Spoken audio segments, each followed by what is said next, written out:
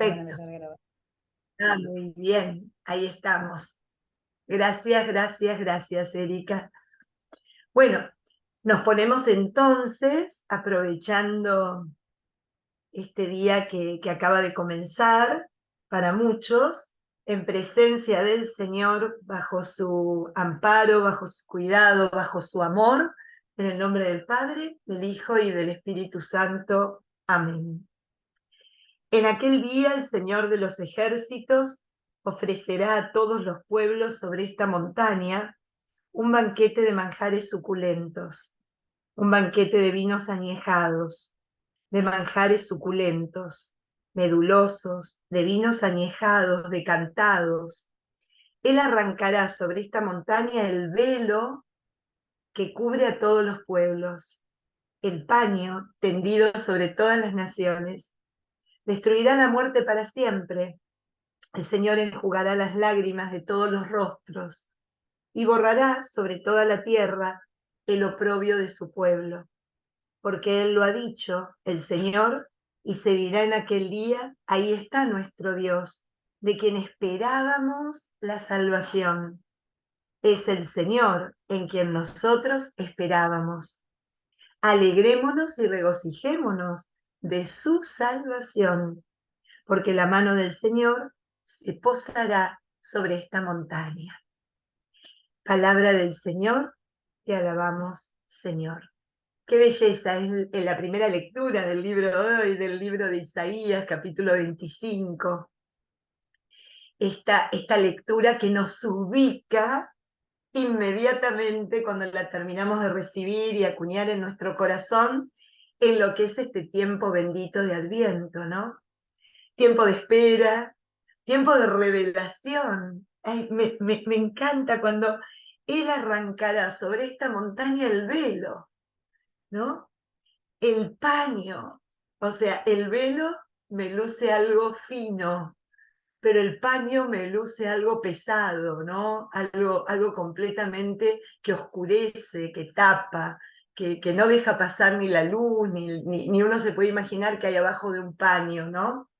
Pero el velo, esta cosa de que el Adviento nos predispone el corazón para estar dispuestos a recibir la revelación de un Dios que viene para ofrecernos la alegría, para ofrecernos la salvación, para ofrecernos la libertad, que nos invita a vivir su relación con Él en un banquete, ¿no? En un encuentro fraternal, en un encuentro de corazón a corazón, celebrando la vida, presentándole todo aquello que nos abruma, todo aquello que no entendemos, todo aquello que no podemos cambiar, confiándole lo más oscuro en nuestra existencia para que Él venga a inundarla con su luz, ¿no? El Adviento es eso, no nos tenemos que olvidar. Estamos en la semana donde los profetas, a través, en este caso, de Isaías, nos vuelven a tocar el corazón con la promesa, nos vuelve a tocar el corazón con este Dios que dice: prepárense, ábranse, reciban, gocen, miren, el Dios de la promesa cumple, ¿no? Y esa es un poco la base y la fuente de nuestra alegría.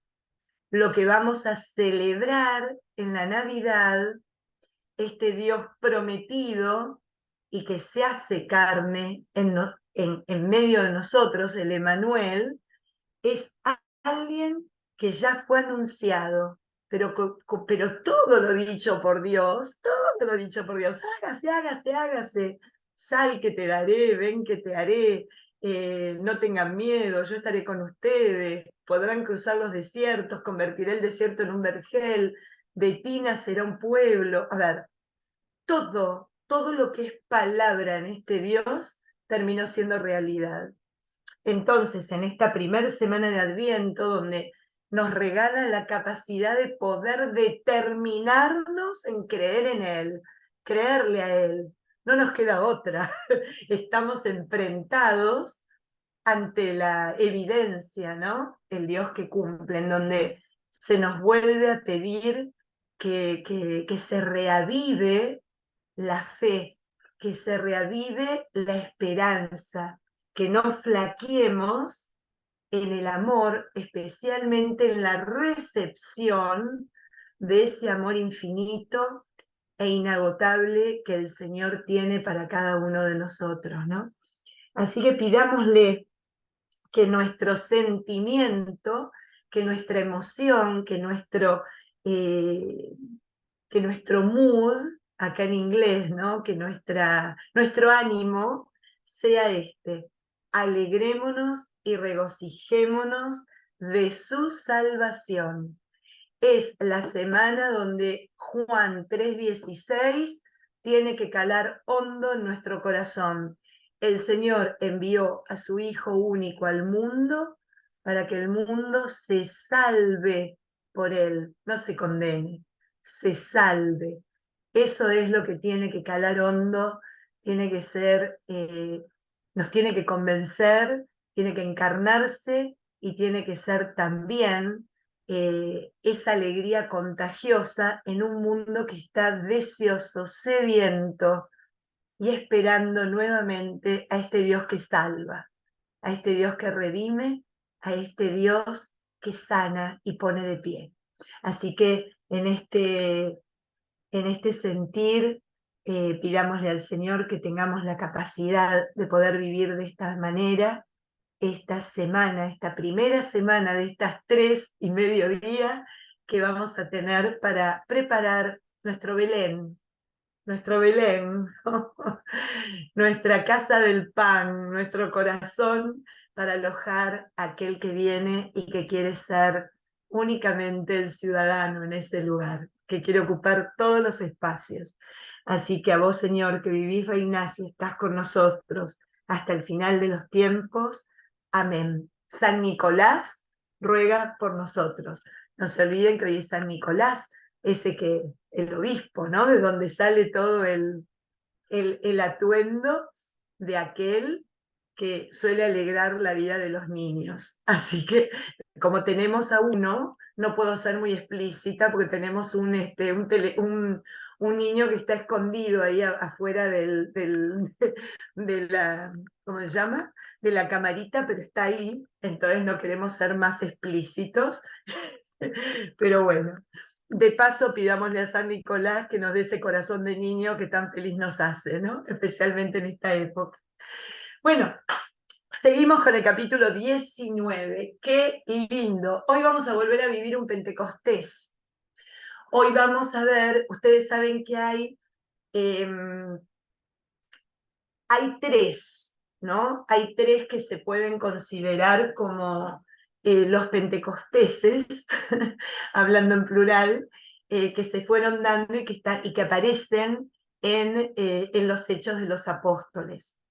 Y así como fue el gran Pentecostés, esa fiesta, en el seno de la fiesta de Shavuot, de esa fiesta de peregrinación, de los hebreos, ¿no? Que estaban todos en Jerusalén reunidos y el Espíritu Santo vino sobre los apóstoles, María Santísima y todos los que se encontraban en la casa reunidos, ¿no? Y ahí es el nacimiento de la iglesia. Eso pasa en el seno de la ciudad sagrada, en el marco de una comunidad hebrea, todos judíos, todos procedentes de la familia de Abraham, reciben el Espíritu Santo prometido por Jesús y comienzan ellos a ser los agentes de pastoral, a llevar ese evangelio hacia todos los lugares a donde el Señor los enviaba. ¿Qué vamos a ver hoy? Hoy vamos a ver cómo se produce en Éfeso la venida del Espíritu Santo sobre una comunidad completamente pagana. Entonces vamos a tener también esta celebración, así como inicia de alguna manera, la oficializa, comienza, nace, brota del Espíritu Santo, así como engendró en María al Señor, el Espíritu Santo engendra en el seno de la comunidad la iglesia, ¿no? Hoy vamos a ver cómo la vuelve a engendrar ya en el seno de una comunidad pagana.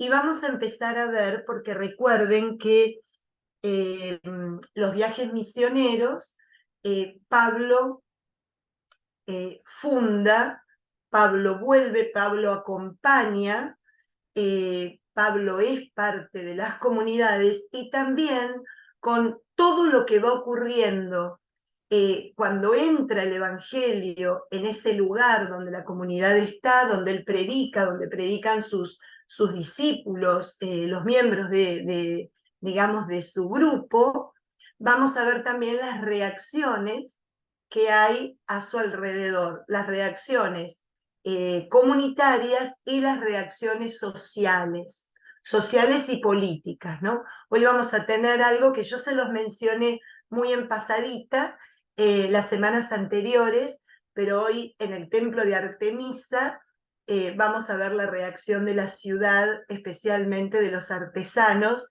y de los comerciantes, cuando ante la prédica de Pablo comienzan a decrecer sus ganancias, ¿no? Así que bueno, empecemos entonces con el capítulo 19, o continuemos mejor, en donde vamos a ser testigos nuevamente del Pentecostés en Éfeso.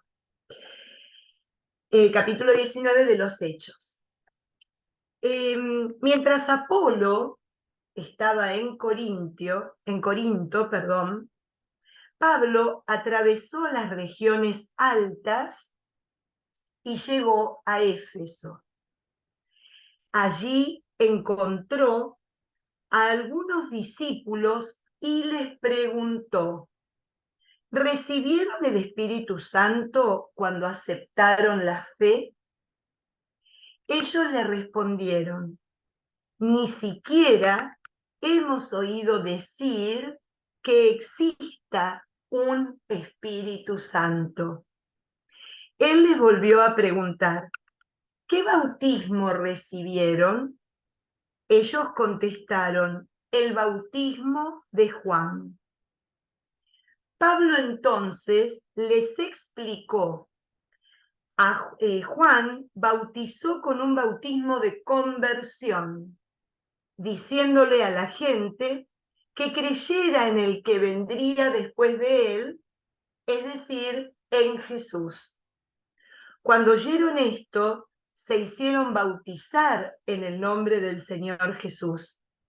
Y después de que Pablo les impuso las manos, el Espíritu Santo descendió sobre ellos y comenzaron a hablar en diversas lenguas y a profetizar. Eran en total unos 12 hombres. ¿Ven el paralelo? El paralelo de lo que sucede en Jerusalén, los 12 apóstoles, ¿no?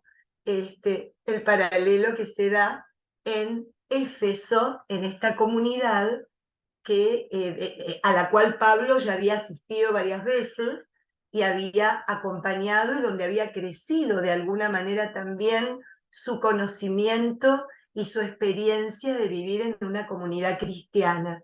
Acá está esto que vemos desde el versículo 1 hasta el versículo 7, además de mostrarnos este Pentecostés en tierras paganas, lo que nos muestra es algo muy propio de la época en que fueron escritos estos libros.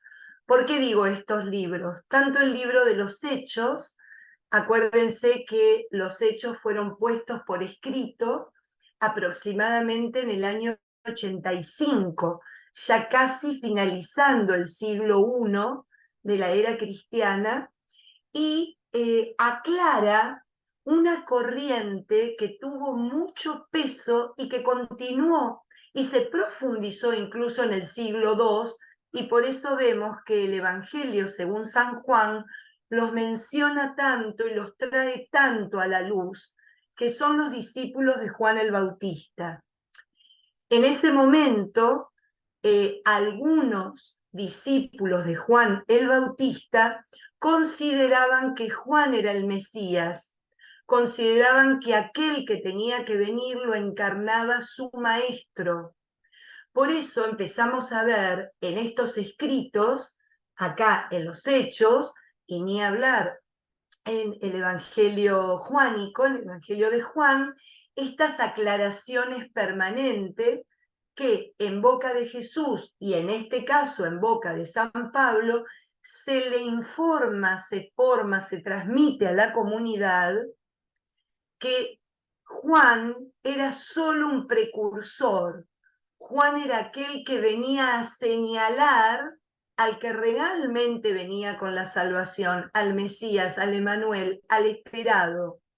Él no tenía ningún tipo de poder, no encarnaba ninguna posibilidad de transformar la vida del otro. Era un profeta, era aquel que cargaba con la palabra, ¿no? Es la voz que clama en el desierto, como lo vemos en estas semanas de Adviento.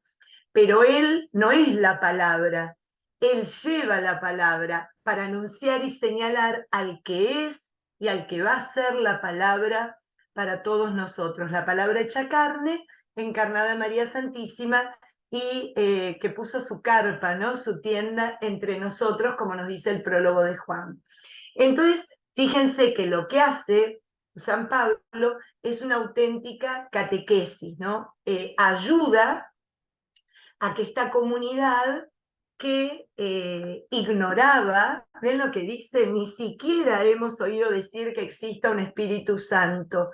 La verdad que Ruach Kodesh no era un término en hebreo muy divulgado dentro de lo que era el judaísmo, dentro de lo que era la fe judía. ¿Por qué? Porque el Espíritu Santo o el Santo Espíritu o el Espíritu que procede de Dios estaba ligado definitivamente al Mesías.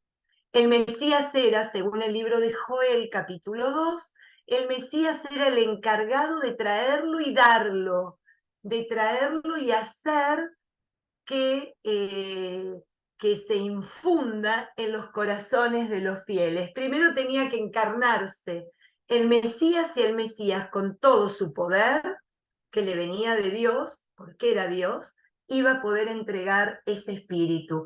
Entonces acá, qué hermosísima catequesis y sencilla, eh, y qué manera tan bonita de evangelizar y de catequizar, qué bautismo recibieron, ¿no? Y esto, ¿cuánto nos enseña este gesto de San Pablo?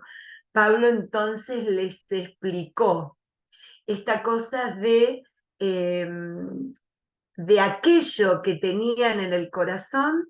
Pablo lo toma para llevarlos a la verdad. No les dice, están equivocados. No les dice, están cometiendo un error muy grave. La verdad que están fuera de lo que Dios espera de ustedes. No. Hasta donde llegaron y con las herramientas que ellos tenían dentro de su corazón, de acuerdo a la fe que profesaban, les sirvió para hacerles subir y llegar a la verdadera fuente que es Jesús, ¿no?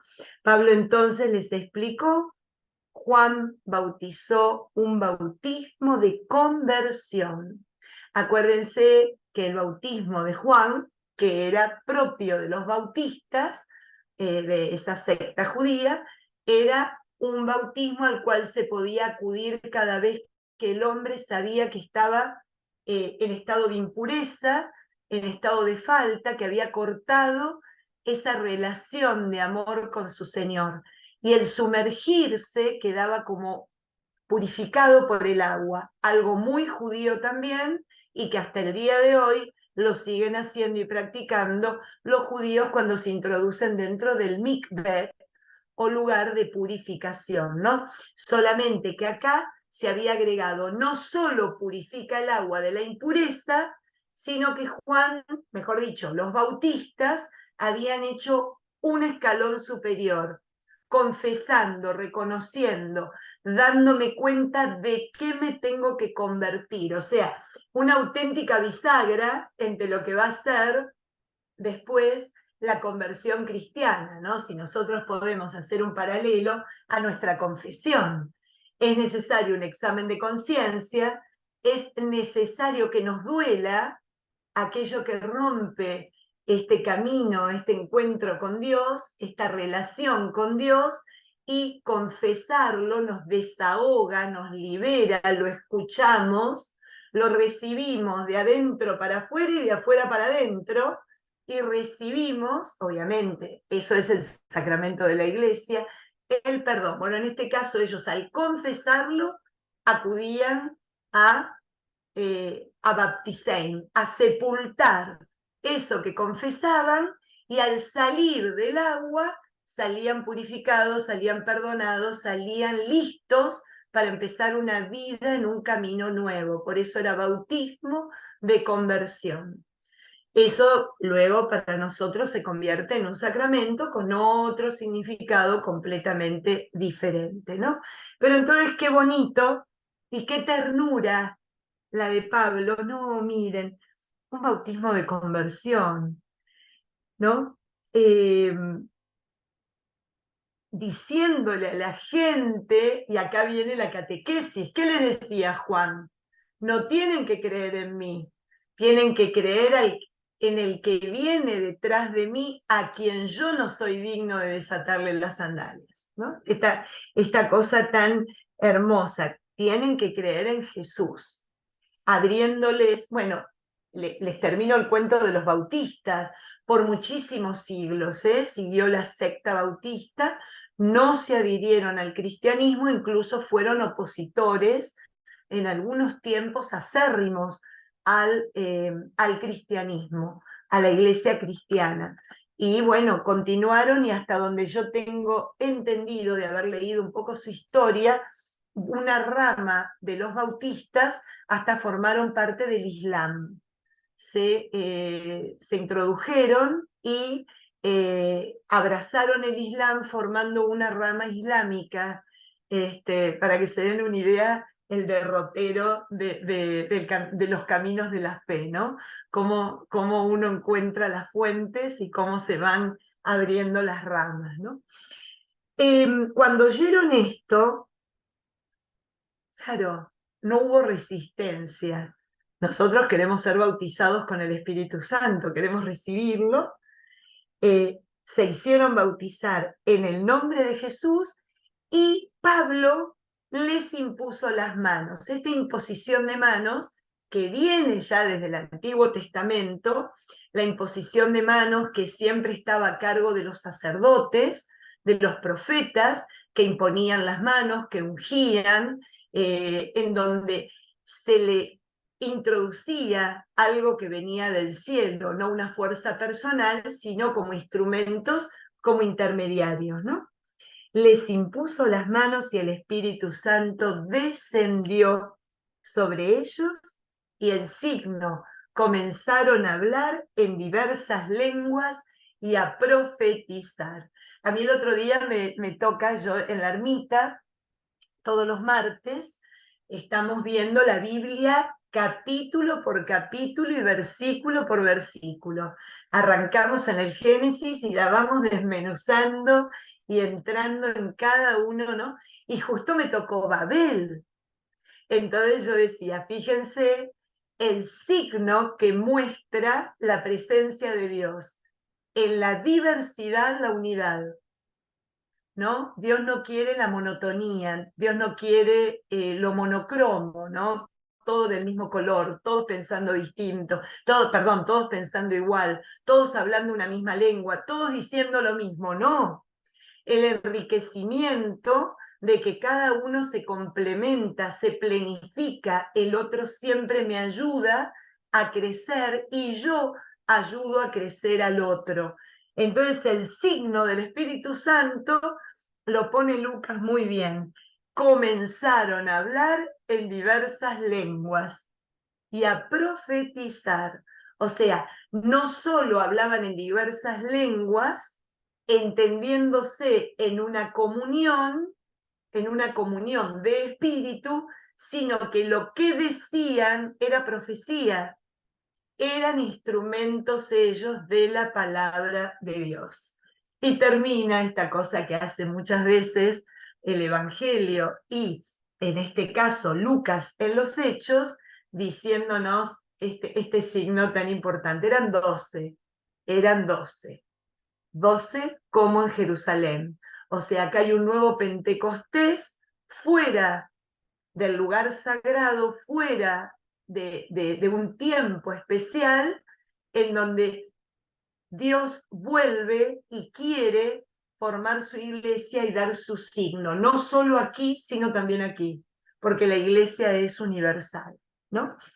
Así que la primera parte del capítulo 19 lo pueden anotar en sus Biblias sin temor a equivocarse. Se trata de un nuevo Pentecostés dentro de lo que es la historia de la iglesia.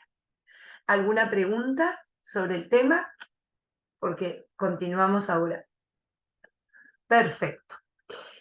Seguimos entonces. Pensé que Amanda se ponía la camarita para preguntarme algo. Patricia. Lo que pasa es que no te escucho, Amanda. Bueno. Así, tenía una pregunta. Adelante. Bueno, mira, ¿por qué cuando en los tiempos de Jesús se imponían las manos y ellos recibían el Espíritu Santo, como te dijera, que había demostraciones como hablar en lenguas, en otros idiomas, entender otros idiomas, y hoy en día no? Qué buena tu pregunta y te lo agradezco mucho. Recuerden que cuando nosotros leemos la palabra del Señor, vamos a la profundidad de la palabra, a la profundidad espiritual. Lo que sin perjuicio, ¿no? No quiero decir que no ocurra lo del don de lenguas, que es un don que Dios le da a determinadas personas, incluso nuestros amigos que son parte integrante y que eligen como forma de espiritualidad la renovación carismática, por ejemplo, lo sostienen, lo defienden y lo practican de esa manera. A donde va la palabra es que no importa, se entendían todos porque hablaban un mismo lenguaje, que era el lenguaje del amor, el lenguaje de Dios. Había una común unión, algo que los trascendía, algo que por más que diferían en el cómo, el desde dónde y el hacia dónde era lo mismo, Amanda. Estaban unificados todos en el Espíritu de Dios, ¿no? Formando una verdadera y auténtica comunidad. Hago una aclaración en esto que es historia bíblica. ¿Cómo se consideraba antes que una persona era miembro de una comunidad instaurada por Dios y elegida por Dios? Porque hablaba el hebreo, porque rezaba en hebreo, porque la palabra de Dios era dada en hebreo, ¿no es cierto? Era la palabra sagrada, era como, valga la aclaración, sería el paralelismo a lo que es el latín, ¿no? Que unifica el idioma de la iglesia en el mundo, ¿no? Cuando uno va al Vaticano vemos que en muchos aspectos las oraciones se realizan en latín porque es como el idioma universal de la iglesia, ¿no? Donde todos nos entendemos. La iglesia oriental eligió el griego para eso, para darte una idea. La iglesia ortodoxa y la iglesia oriental tiene el griego como nosotros el latín. Para que ustedes se den una idea, acá que habla de una universalidad de la palabra, porque el Espíritu está en Dios, enraigado en Dios, de Él nos viene, hacia Él va, y Él nos une, y podemos todos entendernos, comunicarnos, distinto a lo que pasó en Babel. En Babel la intención era hablemos una misma lengua para ser famosos y poderosos, no instrumentos de Dios, sino de nosotros mismos. ¿Ven la diferencia? En Babel Dios confunde porque la intención del hombre no era estar unido en un mismo espíritu para el servicio, para alabanza a Dios, para poder llevar adelante todos los planes de Dios en su vida y en la de los demás. No, solamente era para sobrepasarse sobre los demás, para ser famosos y para ser orgullosos del poder que tenían y a dónde podían llegar a alcanzar, unidos, todos unidos, incluso con un mismo lenguaje. Entonces Dios confunde. En Pentecostés, Dios une en la diversidad, porque no es para su propio bien, no es para su propio reconocimiento, para su propia egolatría, sino que en la comunidad lo que queda claro es que están unidos a un centro, que de ahí es donde surge su fuerza, su claridad, su sabiduría, su conocimiento, que es en Dios, enraizados en Dios. Muy Y desde bien. ahí todos se comprenden, todos se reciben, todos se celebran, ¿no? Entonces, ¿sigue pasando lo mismo? Por supuesto que sí. La Iglesia Universal nos lo muestra.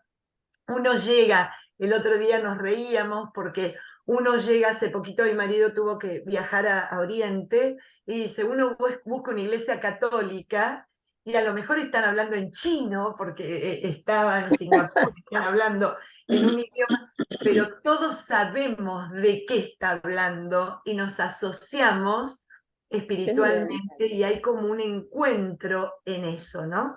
Estoy hablando desde el plano de lo espiritual. Vuelvo y repito que la renovación, entiendo que hay un don de lenguas que se recibe, que se profesa, que se practica de alguna manera, siempre con esta intención de llevar a la comunidad, ofrecer a la comunidad el don de Dios, lo que une, lo que une.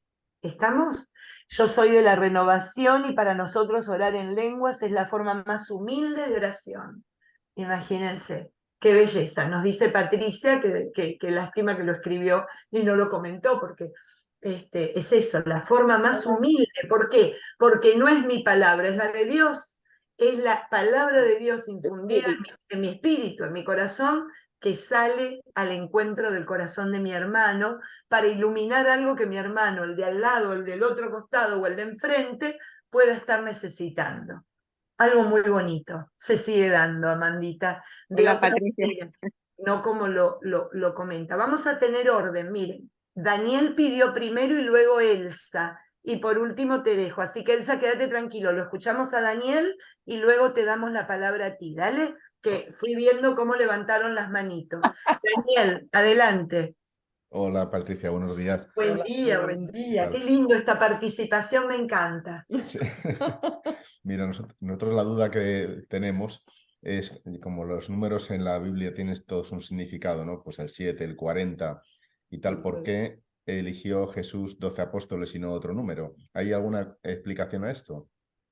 Sí, claro que sí. Las 12 tribus de Israel. Cuando nosotros leemos en el Apocalipsis que la iglesia está apoyada sobre las 12 tribus y los 12 apóstoles, ¿qué significa? El nuevo pueblo de Dios. El nuevo pueblo de Dios, así como el pueblo de Dios fue eh, fundamentado en las 12 tribus, que es donde comenzó el Señor esta aventura bellísima de elegir a su pueblo, de tenerlo como pueblo de su herencia, de su heredad, y comenzar con él esta historia del pueblo de la salvación o pueblo elegido, la iglesia como nuevo pueblo de Dios también está basado en los 12 apóstoles. Entonces el 12 habla de eso.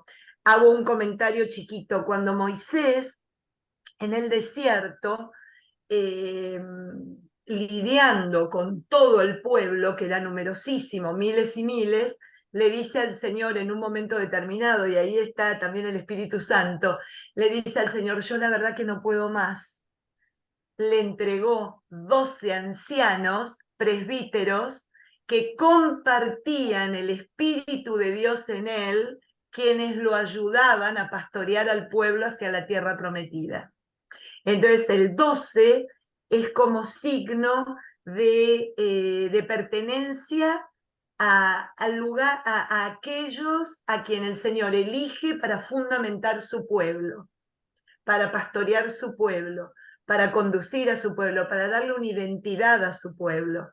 Entonces es muy importante y vemos cómo se repite a lo largo de toda la historia. Y en este caso, los 12 apóstoles, que por supuesto, estos 12 discípulos en Éfeso no tienen la misma jerarquía apostólica que van a tener los 12 apóstoles en los cuales está cimentada la iglesia. Pero sí lo que quiere mostrar es la comunidad, la iglesia que sigue, y que por supuesto estos van a ser sus líderes, van a ser sus misioneros, sus apoyos, aquellos que dan su vida en esta misión de llevar el reino de los cielos, del reino de Cristo, hasta los confines de la tierra, ¿no? Como lo que hizo en Jerusalén, también el Señor lo quiere dejar documentado fuera de Jerusalén, en tierras paganas, ¿no? En algo que, mostrando la universalidad del reino de Dios, definitivamente. No sé si te contesté. Totalmente, muchas gracias. Muchas gracias. Por favor. Elcita, adelante y luego Patricia, que ahora te volvemos a ti. Sí, Elsa. Te quería hablar del don de lenguas, ¿no? Exactamente, la renovación carismática, cuando vos empezás a tener que ir a una oración muy profunda, adorar y alabar, y ya tus palabras no te alcanzan, es como que el Espíritu Santo te regala ese de decirle cosas tan hermosas, ¿no es cierto? Pero sí, está el don de lenguas, está hoy también. Así gracias es. a Dios me hizo ese regalo el Espíritu Santo. Qué lindo, qué lindo. Sí, hay veces que los sentimientos desbordan el nombre que le podemos poner, ¿no? Porque nos trasciende. Por eso, aprovecho para comentarles que tiene mucha relación incluir el cuerpo. Por eso se incluye tanto el cuerpo en la celebración. Levantar las manos, aplaudir, moverse, celebrar, porque el cuerpo tiene más herramientas para nombrar aquello que nos pasa que la palabra misma. Entonces es muy importante cómo se unifica todo nuestro ser, cuando todo nuestro ser, como dice el salmista, alaba al Señor, que todo nuestro cuerpo alabe al Señor, que toda nuestra vida lo alabe y sea tomado para darle gloria a Él, ¿no? Así que qué bonito, gracias Elsa. No, pero es así, ahora vos lo completaste, es verdad. Cuando vos empezás con los brazos a adorar y a alabar y ya no sabés más qué decir, bueno, ahí te aparece el don de lenguas. Gracias, Patricia. A vos, mi querida. Patricia, querida, ahora sí. Hola. Teníamos cola hoy, teníamos cola. Bueno, me encanta hablar del tema del don de lenguas porque aunque parece algo extraño para muchos cristianos, es la culminación para mí de la alabanza. Es lo que decía Elsa, ¿no? Que cuando ya no quedan palabras, ahí ya viene en tu ayuda el Espíritu Santo para lo que Dios quiera decir, cómo lo quiera expresar. O sea, nosotros ya somos solamente un instrumento, es nuestra lengua la que está ahí al servicio de Dios, y no importa. A ver, una vez que ya traspasas ese sentido del ridículo, de decir, bueno, ¿cómo voy a estar yo hablando ahora como en las primeras comunidades? Es tal liberación, es una liberación tremenda el poder orar así. Así que yo animo a todo el mundo, porque es un carisma para todo el mundo, no es solamente para unos cuantos. Ya sé que tenemos que dar ese paso, ¿no? Ese paso de caer en el abismo, y ahí es cuando Dios te recoge y es alabanza. Y además, una cosa maravillosa es que digamos que tu mente descansa. Cuando uno tiene que estar haciendo el esfuerzo de pensar por qué tengo que orar, por qué le tengo que dar gracias, por qué tal, es simplemente dejarse, y ahí ya puedes estar orando, pues yo qué sé, nosotros nos pasamos igual 20 minutos orando en lenguas y no pasa nada, no te cansas, es una gozada. Y ya lo que dijiste tú, efectivamente, o sea, yo cuando empecé en la renovación carismática, nada más que movía las puntitas de los pies con la música, pero ya cuando uno se entrega y dice, bueno, ¿qué más da? Yo voy a hacer como tú dices, como el salmista, ¿no? Alabarle con el cuerpo, alabarle con el corazón, O alabarle David, como David, que como bailaba en David. el tabernáculo. Exactamente, es tal liberación igualmente, ¿no? Entonces es un regalo que Dios nos tiene para todo el mundo, no solamente para los carismáticos, es que es algo que debemos de buscar porque nos ponemos realmente en sintonía con Dios. Entonces yo estuve ahora hace poco en Medjugorje y lo que nunca me pude imaginar es que 75 personas que fuimos en una peregrinación, todos acabaron orando en lenguas. Así que gloria a Dios por eso, gloria a Dios, porque el que se deja recibir ese carisma, de verdad es como un paso grande, un paso grandísimo con Dios, o sea, en el encuentro con Dios. Y nada más, es que me emociono con esto, pero... Bueno, Y muchas gracias. Muchas nada, gracias. Y fíjense que lo que vamos a continuar ahora tiene mucho que ver. Simplemente para completar lo de Elsa, lo de Amanda y lo de Patricia, que me parece importante, nosotros tenemos que entender que somos muy mentales, somos tremendamente mentales. Todas nuestras relaciones, toda nuestra vida pasa más por la cabecita que por otro lado, y esta cabecita muchas veces anula otras formas de expresión, anula el poder llegar a lo que sentimos, a lo que queremos expresar, a cómo lo podemos expresar. Entonces creo que recién me quedé con algo que Patricia decía, no piensas. Y qué bueno que no pensemos por un rato, porque se trata de realmente dejar salir todo aquello que provoca el Señor y también que está en nuestro corazón para entregárselo, ¿no? Sin poner la cabecita, que hay veces, como dice Teresa, la loca de la casa, nos juega una pasada que nos anula otras capacidades bellísimas que tenemos y que nos fueron dadas. Así que me imagino que algo de eso debe de ocurrir y buenísimo ellos que una lo última pueden cosa, practicar.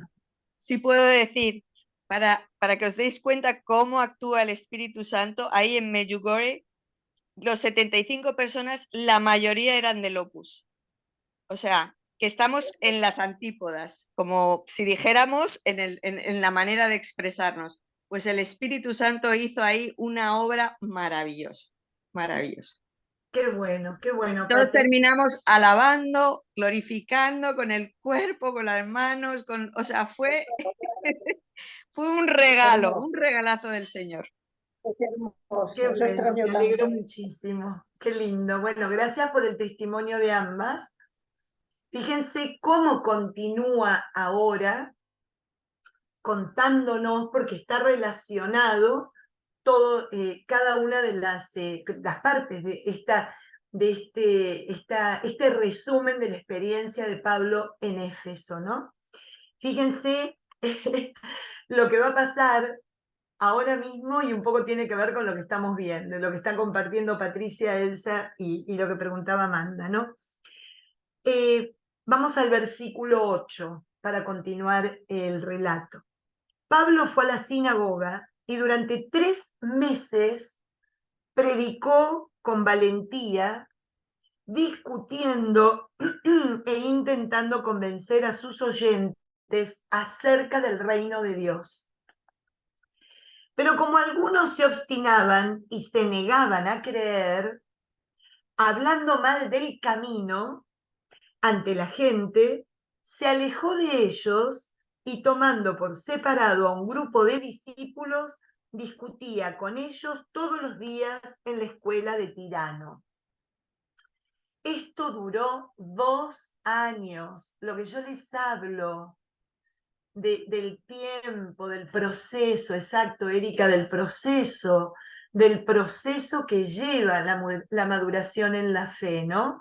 De que esto no se hizo de un día para otro, porque lo que Lucas trata de mostrarnos que no es magia, que no es una cosa instantánea, que madura, que lleva su tiempo como madurez, que alcanza la vida entera, ¿no?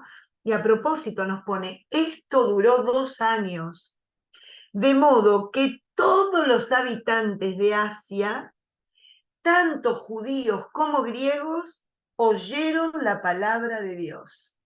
O sea, Pablo lo que muestra es algo muy lindo y no sé si ustedes ya no lo descubrieron, que evangelizar lleva su tiempo, que hay que ser paciente y por sobre todas las cosas perseverante en aquello que Dios te pide.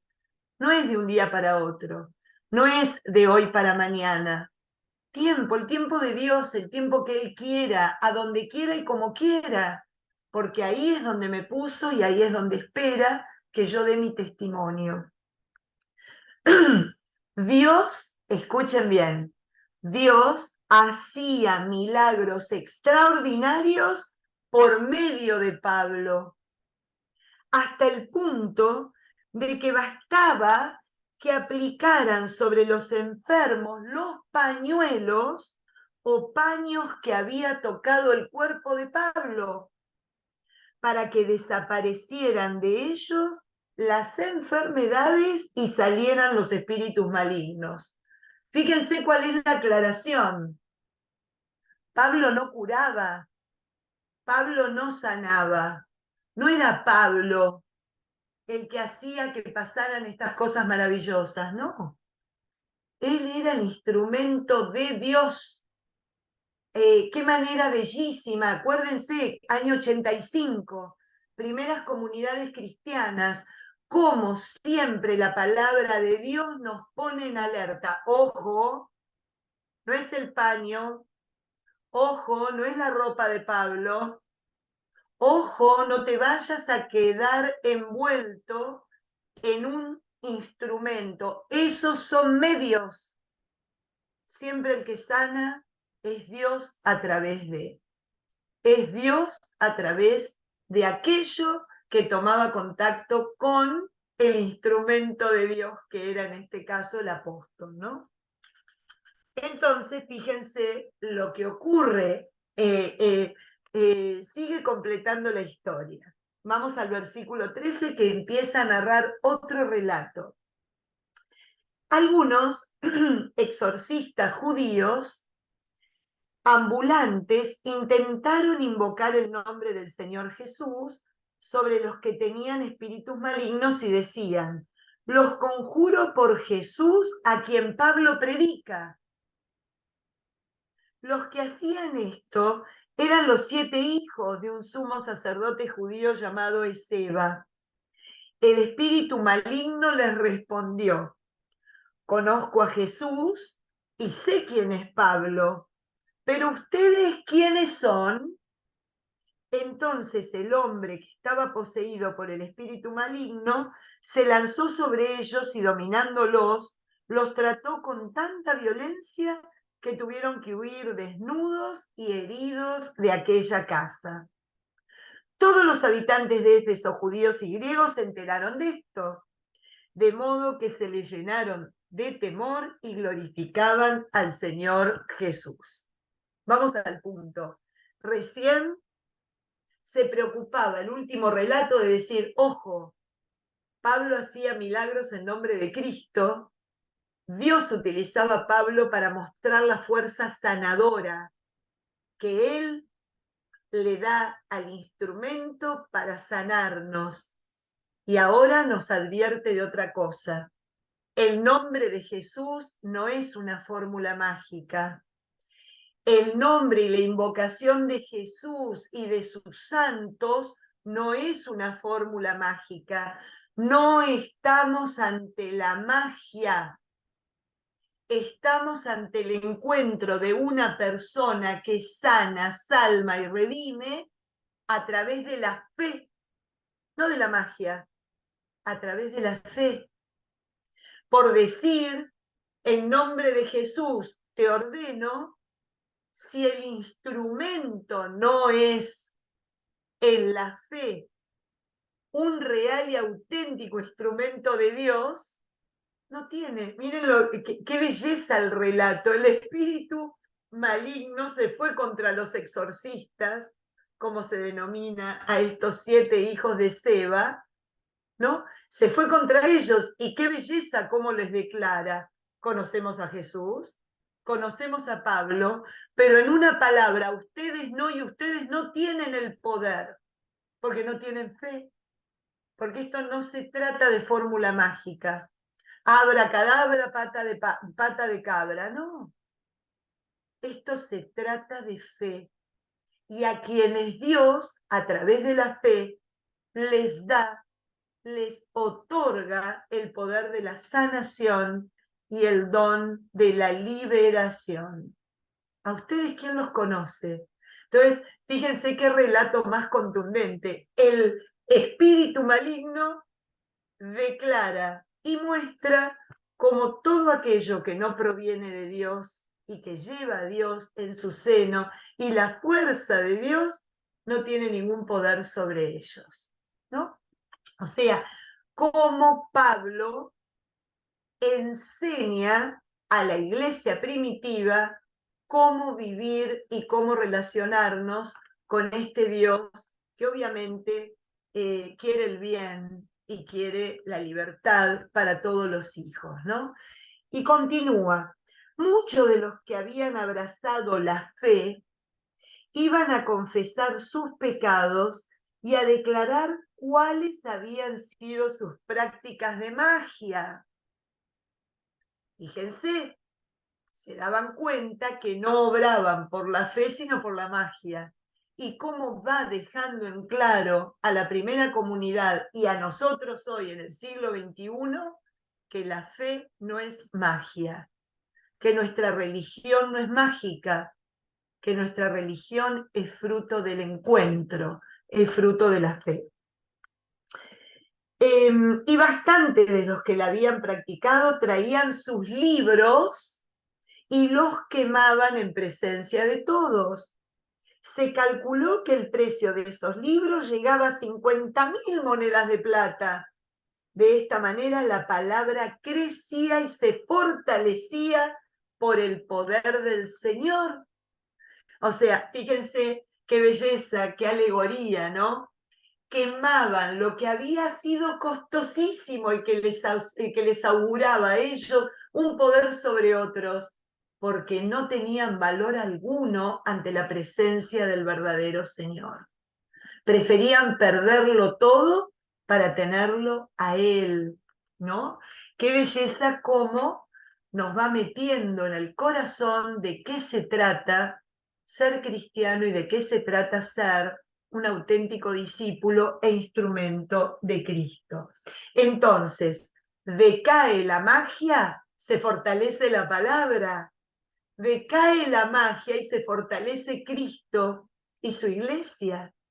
Nosotros no podemos llevar la magia a la iglesia, no podemos convertir estos dones maravillosos que el Señor dio a través de su palabra, a través de su presencia, en simples artilugios mágicos. Nos previene de caer en eso, ¿no? Así que muy, muy hermoso. Y completa ahora el final del capítulo, del versículo 21 hasta el versículo 34, no, hasta el final del capítulo prácticamente, lo que también va a traer. Recién nos decía, no es el pañito de Pablo, no es la palabra mágica, y ahora va a ser, no es la estatuita, no es la estatuita. Entonces va como purificando, ¿no?, nuestra espiritualidad. Y ahora va a hablar sobre la presencia de Artemisa, que ustedes recordarán, Artemisa era la diosa de Éfeso. Incluso si van ustedes a recorrer Éfeso, van a ver las ruinas del templo más grande, porque era el templo dedicado a la diosa Artemisa, que era la diosa de la vida, era la Diana de los romanos, la diosa de la casa, la que daba prosperidad y garantizaba los bienes necesarios para la vida, ¿no? El alimento y todo lo que necesitaba el hombre para su sustento. Entonces era alguien venerado en Éfeso, pero no solo por la gente de Éfeso, sino por todos aquellos que iban en peregrinación a Éfeso para darle culto a esta diosa. Los pongo en este entorno para que entendamos lo que pasa ahora. Después de estos sucesos, Pablo decidió ir a Jerusalén pasando por Macedonia y Acaya. Después de estar allí, decía Pablo, debo también visitar Roma. Envió entonces a Macedonia a 2 de sus colaboradores, Timoteo y Erasto, mientras que él se quedaba un tiempo más en Asia. En esta circunstancia se produjo un grave desorden por causa del camino. Acuérdense que la palabra camino indica la iglesia. ¡Qué lindo! La verdad que qué nombre tan hermoso. Había un hombre llamado Demetrio, que era orfebre y fabricaba reproducciones en plata del templo de Artemisa. Con esta industria procuraba muchas ganancias a los artesanos que trabajaban con él.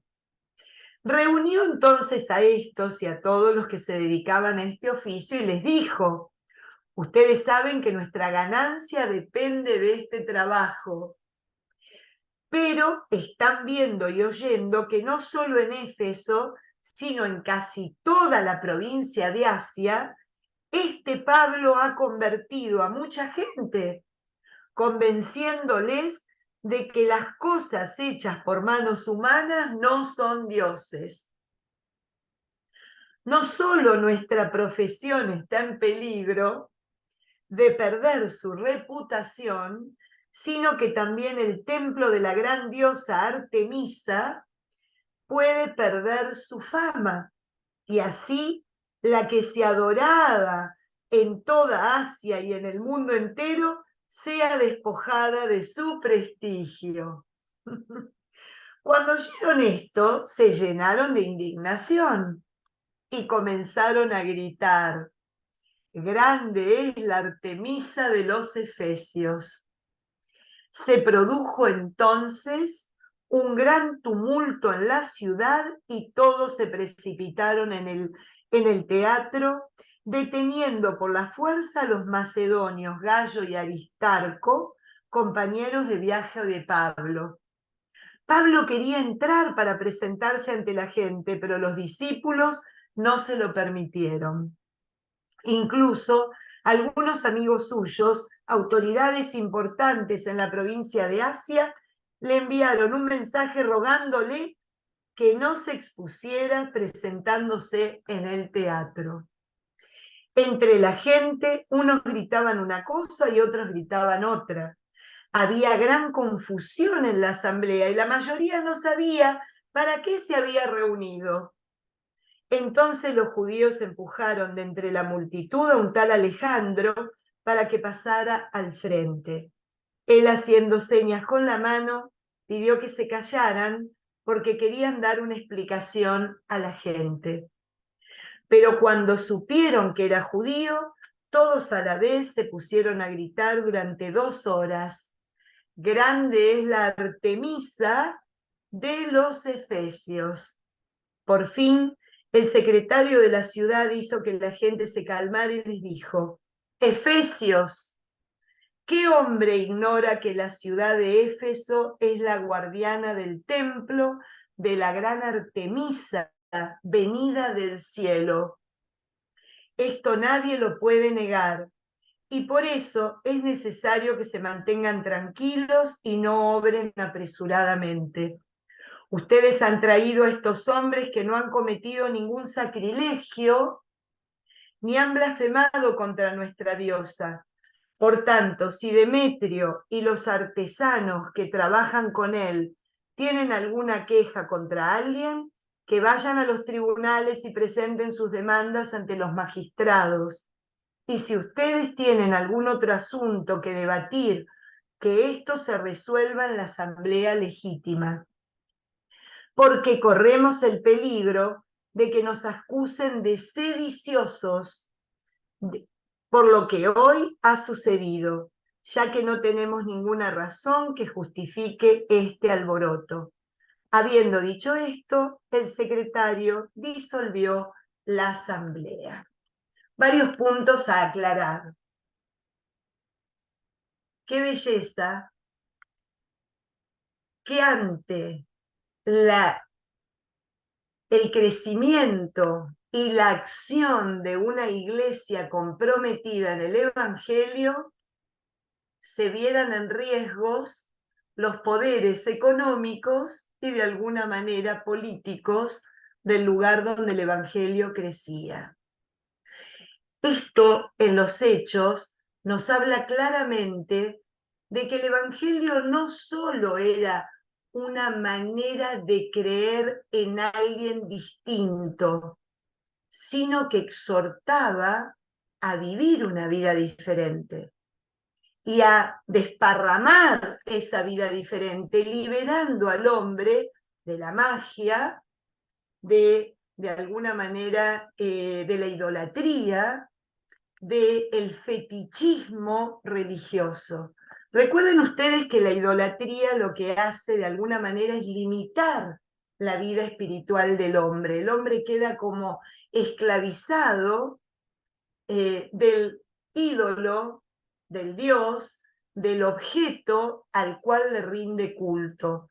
Y no solo esclaviza su espíritu porque le teme, porque si no le rindo culto, va a ser tremenda la respuesta de este Dios, de este ídolo en mi vida.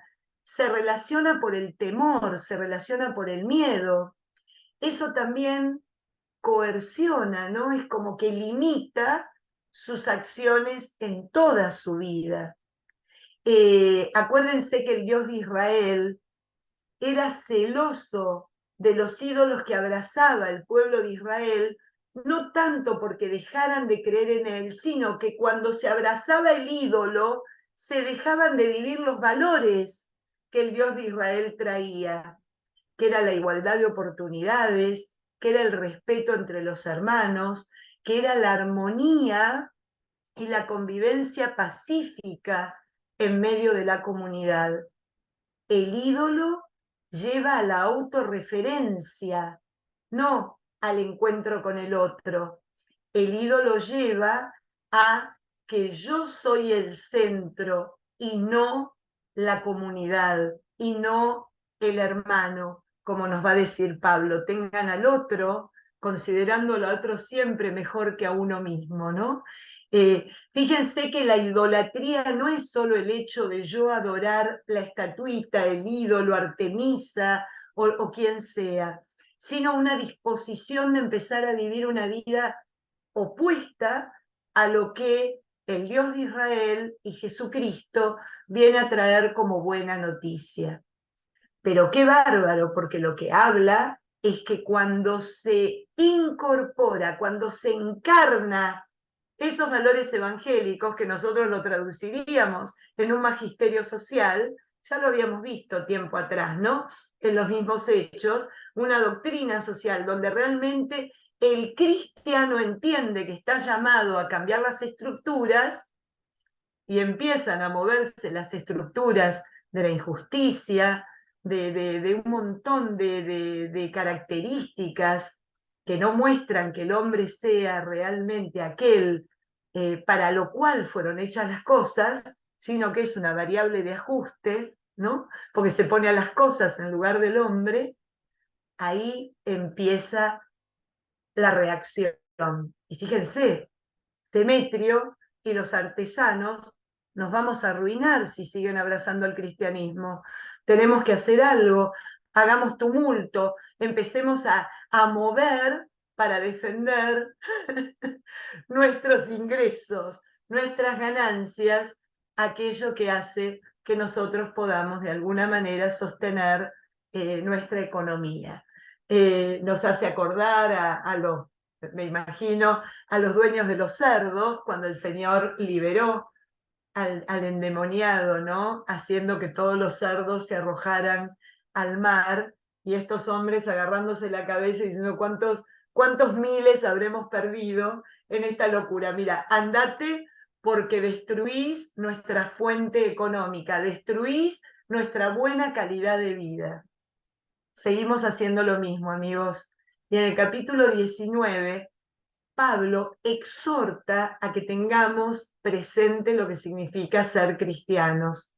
No es caer en la magia, no es caer en la facilidad, no es caer en la fórmula que instantáneamente nos libera, nos conduce, es entrar en un proceso de transformación que nos compromete. Y cuando vemos que nos compromete, cuando, como diría nuestro querido Cervantes, ladran Sancho, señal de que cabalgamos.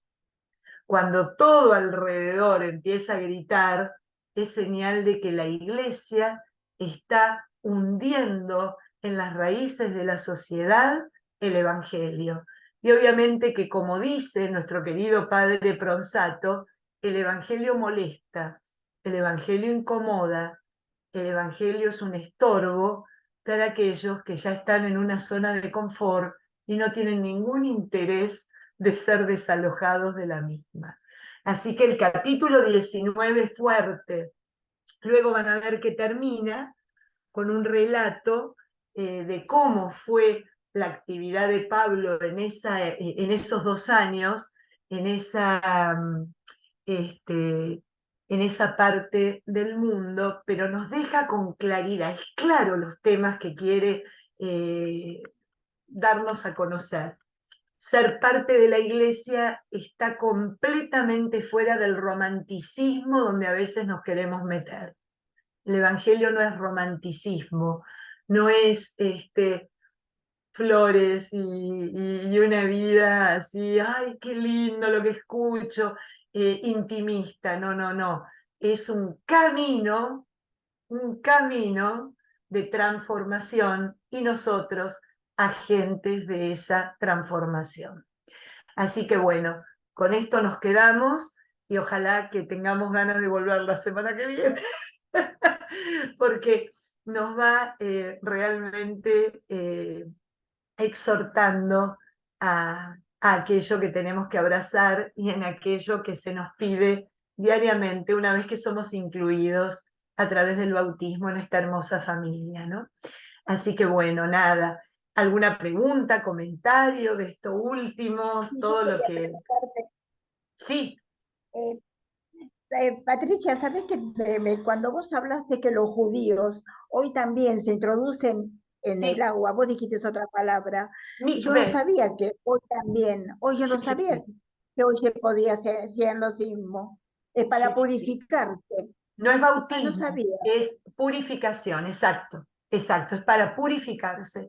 Los ortodoxos y los no ortodoxos tienen también ese ritual. Por ejemplo, un ritual necesario y obligatorio para aquel que se convierte, para aquel que abraza el judaísmo, sea hombre o mujer, el paso por el mikvé que indica que abandona la vida de impureza para entrar dentro de la pureza necesaria, espiritual y física, para ingresar a formar parte del pueblo de Israel. Hay muy pocos, pero hay conversiones.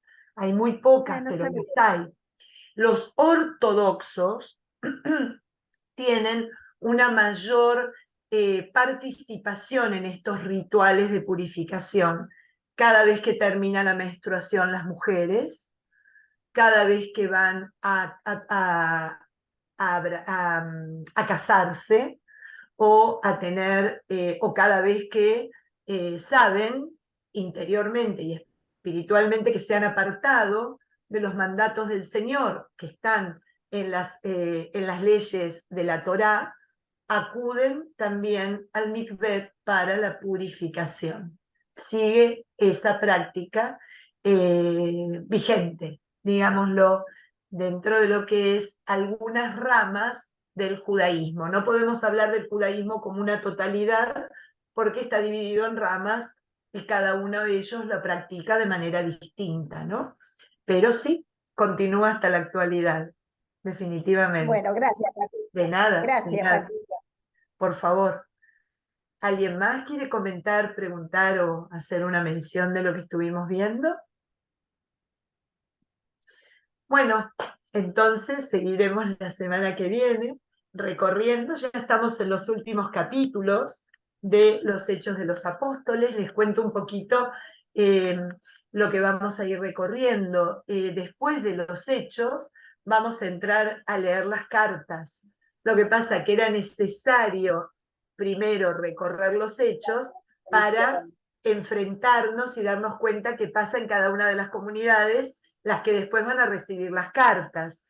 Así podemos entender mucho más y mejor qué es lo que Pablo les quiere ir transmitiendo a través de esa belleza de comunicación que él tiene con cada una de las comunidades, ¿no? Gracias a ustedes y nada, vamos a ir, yo calculo que la semana que viene, déjenme ver, la semana que viene es 13, por lo menos la semana que viene tenemos clase, después vemos la semana que viene que hacemos el 20, porque tengo entendido que muchos viajan, y si bien queda grabado, me da penita que no en la ermita las reuniones son los días martes a las 9:30 de la mañana. Pueden participar, no necesariamente, hay gente que aparece todos los martes tenemos alguna carita nueva que se va incluyendo, y lo que vamos haciendo ahí sí, creo que el último día es el 19. Creo que me han Patricia, confirmado que el 19 es la última de las reuniones. Gracias a Patricia, ustedes, gracias por acompañar. Sí, Julita, ¿cómo estás? muy bien, Una preguntita, claro. ¿dónde tienes alguna otra parte donde esté dando lo de Adviento? ¿Tienes alguna otra misión de Adviento en alguna Sí, parroquia o tenemos sitio? una misión de Adviento, un retiro de Adviento para los que no pudieron participar el fin de semana pasado. Ajá. Vamos a tenerlo con Adrián este fin de semana en el movimiento familiar cristiano, Casa Caná. Si ustedes ponen Casa Caná, les sale donde queda muy cerquita de la parroquia de San Juan Bosco, de San Juan Ok. perdón, San Juan Apóstol en Jayalía. Entonces, empezamos con la misa a las 8:30 de la mañana. Tenemos celebración eucarística y un sacerdote que va a dar la misa, va a celebrar la misa. Participamos en la misa y después, más o menos, calculo que a las 9:45 comenzamos el encuentro hasta las 12:30 del mediodía. Así que a las Perfecto. 12:30 Que me han preguntado terminamos. mucho porque mucha gente se confundió en San Hugh que eso era solamente para matrimonios en Victoria, entonces No se quedó era así. solo, estaba Ay, abierto no, yo y sé, admisión todas las pero mucha misas. gente se quedó pensando que era eso, que no No, escucharon no, bien, y no, no, entonces me no. han preguntado Sí, incluso me algunas dio mucha conocidas de pena. nosotras.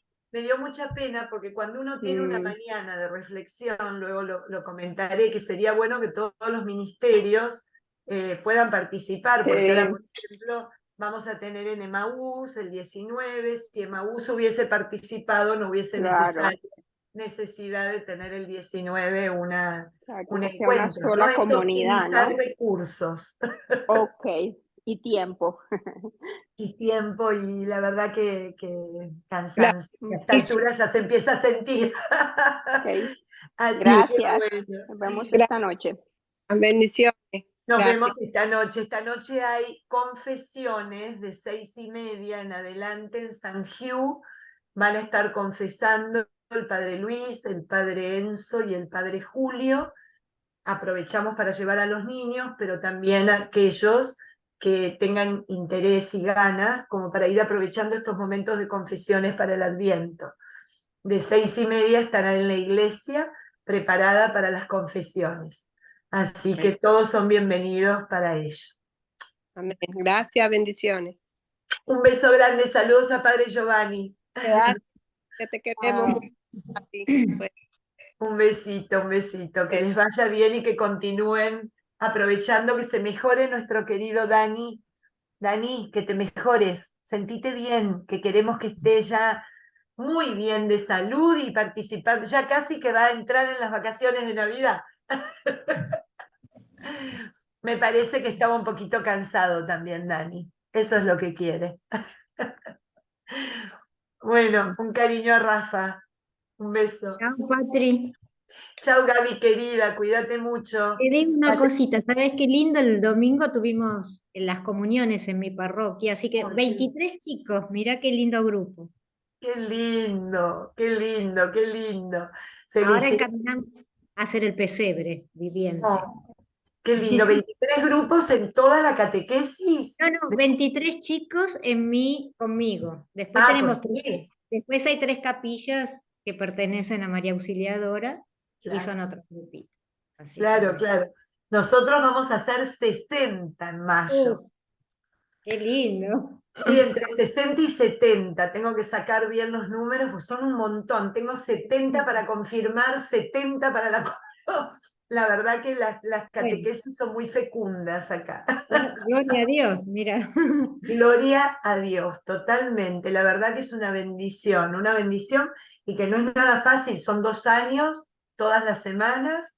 La verdad que una belleza que por las catequistas y por las familias que se comprometen a acompañar a sus hijos, ¿no?